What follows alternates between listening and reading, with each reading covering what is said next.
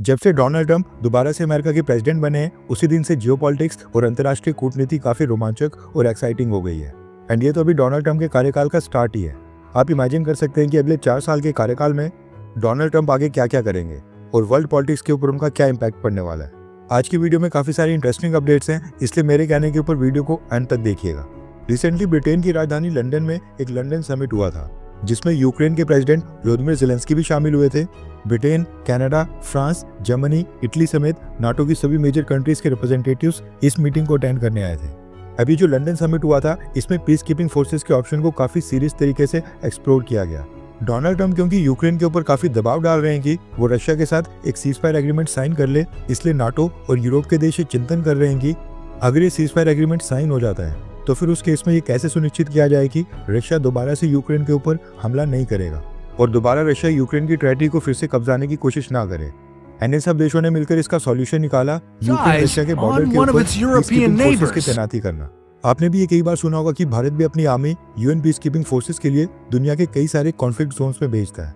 दुनिया में कई सारे देशों के बीच बॉर्डर्स को लेकर काफी कॉन्फ्लिक्ट चलते रहते हैं, इसलिए यूएन सिक्योरिटी काउंसिल ने वहां पर यूएन पीस कीपिंग फोर्सेस को डिप्लॉय करके रखा है, जो सीजफायर एग्रीमेंट्स को लागू कराते हैं और ये सुनिश्चित करते हैं कि दोनों देश दोबारा से युद्ध में ना कूदें। पीस कीपिंग फोर्स हमेशा न्यूट्रल होती है और कॉन्फ्लिक्ट्स में किसी भी देश का साथ नहीं देती है। इनका मेन गोल होता है सिविलियंस की सुरक्षा करना।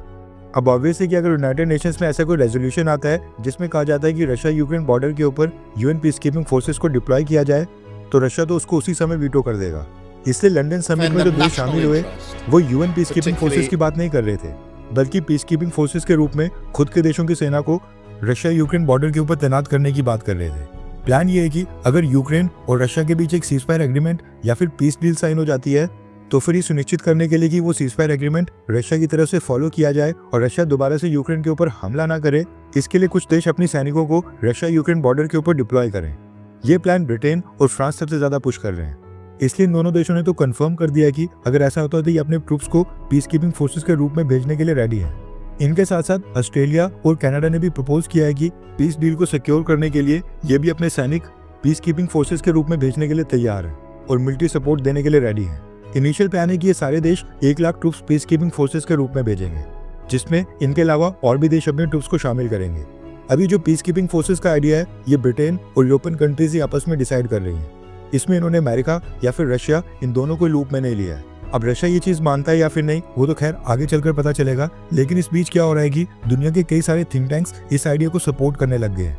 कुछ थिंक टैंक्स का तो ये भी कहना है कि ये जो पीस कीपिंग फोर्स खड़ी की जा रही है, इसमें भारत और चाइना भी अपनी सेना के ट्रूप्स को भेजें, क्योंकि भारत और चाइना के रशिया के साथ काफी अच्छे रिलेशन हैं एंड इससे रशिया के साथ ट्रस्ट बिल्ड करने में भी मदद मिलेगी। अब ब्रिटेन ने जयशंकर सर को अचानक से इन्वाइट किया है और जयशंकर सर इस समय ब्रिटेन में है और वहां पर ये आइडिया भी जरूर डिस्कस किया जा रहा होगा।